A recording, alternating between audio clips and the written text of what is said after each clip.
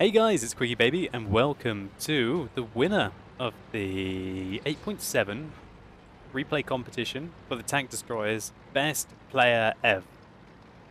Thank you so much for submitting this Hellcat replay. It was the highest experience game that I received.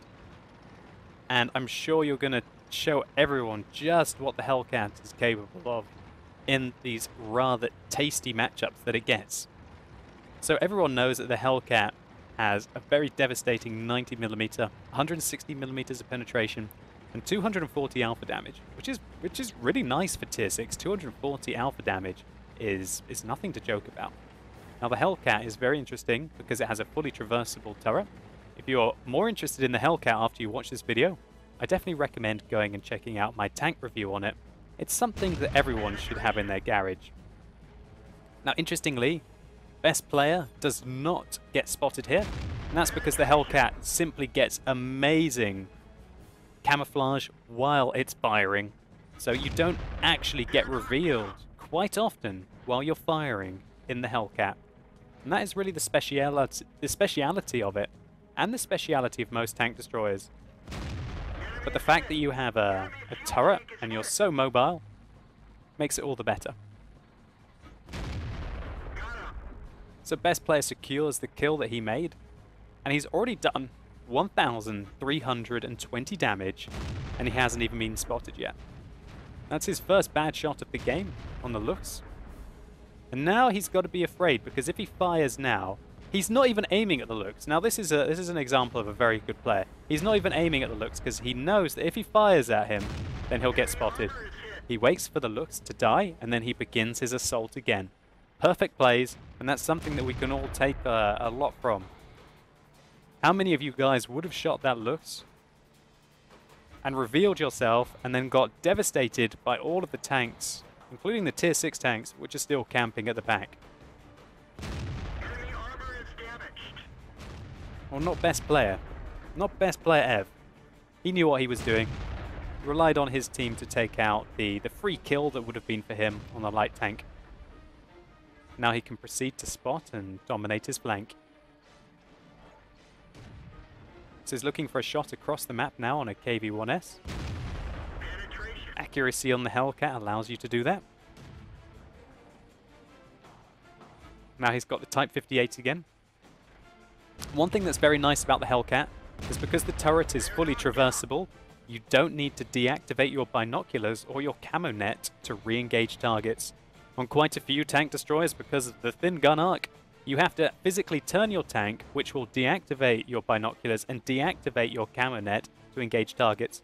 Not with the Hellcat, and that's why when it gets into situations like this, it can be very strong indeed.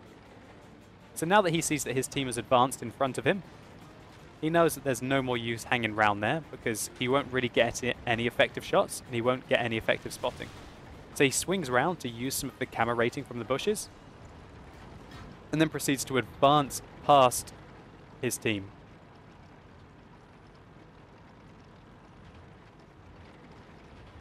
His team are getting murdered from stealth.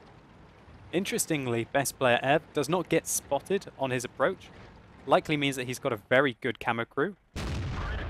He only tracks the Hellcat there, but because he has lit him up, his team are now devastating him from range. He puts in a good shot there into the Hellcat, and he seems to like third-person mode a lot. And I guess when you are in such a situation with such a powerful gun against equal and lower tier tanks, using third-person is enough because you don't need to aim for weak points. He makes a good hit there into the SU-100. And proceeds to advance to take him out. Now, it's very likely that if he had hung back there on that flank, that he would have lost the game. His team would have advanced into this ambush. Fortunately, the SU-100 missed, which allows him to secure the kill. And just to finish what I was saying, that because he didn't hang back, and he really helped his team out so much there, he got hit hard by the artillery there. He's quite lucky that it hit his track. If it hit the top of the tank, he would have died. But fortunately for him, it hit the track and it absorbed most of the impact, meaning that the Hellcat, which is a very lightly armored and open top tank, which is very vulnerable to HE ammo, did not get destroyed by that artillery impact. Now, just to finish what I was saying, because BestPlayerEv advanced along the flank and spotted the Hellcat in the bush, it basically meant that his team did not get massacred. They would have died horribly. And now, because the enemy think that the Hellcat would be rushing into the cap circle, hey, why not, you know? We've got to get back to base to defend, guys. Best player is showing some great marksmanship skills here in the Hellcat.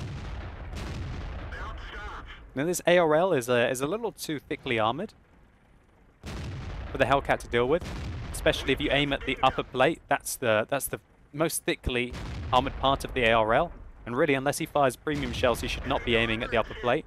Now he's aiming at the turret, which is a much better opportunity. And I'm pretty sure that was best player spotting damage as well on the ARL, which is always nice. So he's got to be careful here. He's not running into any situations. The artillery has not been spotted, but he's shown that he likes to shoot Hellcats. Best player rolls well there. Oh no, actually, sorry, he didn't make all the damage. The Jagdpanzer hit the artillery once, and then he finished it off with 42 damage. And now what you're seeing is a limitation of the Hellcat. Now, he's done 3,700 damage, and that's huge. There's no doubt that's huge. And in the 99% of Tier 6 games, that is more than enough to carry every game. But now he's starting to run low on shells. He's only got 7 left. And if he had missed a few more, or had to deal with some more higher tier tanks, he might actually be low on ammo. I don't like the fact that he fired that one in third person. Now he's firing premium shells, and he'll easily be able to make the kill on the KV-1. Right, so now he's only got 5 shells left. He's going after an Excelsior. Churchill 1 on his team is starting to make his way back to base. Best player is showing some really, really, really tactical play here. And it really is just a Hellcat tour de force, this replay. It's a perfect game in the Hellcat. So he really favors his third person. And when you're aiming at an Excelsior with premium rounds, you don't really need to be accurate. Oh, a fire, which he just puts out in time. That was a hilarious ending. So, that was ridiculous. The Excelsior's parting gift for BestPlayerEv was to set him on fire. And fortunately, he wasn't so excited about picking up the 8th kill in this game that he still hammered that fire extinguisher just in time, leaving himself on 36 health.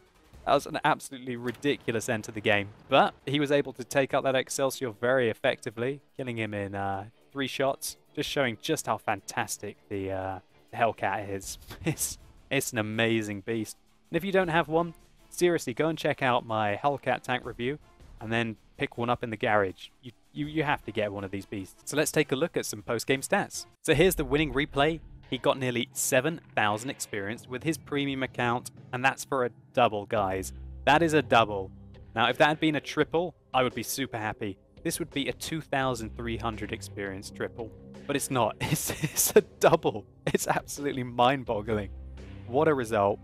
And not only happy with taking out over half the enemy team and doing such an insane amount of damage, he also picked up a patrol duty as well. What an absolute tour de force game from BestPlayerEv. He showcased some great decision making, great tactical awareness, some good marksmanship. Combining this with the mobility and the flexibility that the Hellcat has, there's no doubt really why a Hellcat replay won the EXP competition. Here we can see that BestPlayerEv was just shy of 5,000 damage done in the game, getting 2,311 base experience. He also did 2,200 spotting damage, which is really huge for Tier 6. Thank you so much, BestPlayerEv, for showcasing your skills and letting everyone know just what the Hellcat is all about. Using its speed to take forward positions, spotting for its team, and also using its excellent camera rating while shooting to fire at enemies that are unable to see it. Then using its speed to tactically outflank its enemies, spot enemies which are in dug-in positions that would, in any other situation, take out the whole of your flank as they advance. Then proceed to use your binoculars to pick apart your enemies from range. Then use your mobility again to get behind heavy tanks, and also secure your cap, defending the base and picking up just a massive result. And you have 5,500 gold waiting for you as your prize.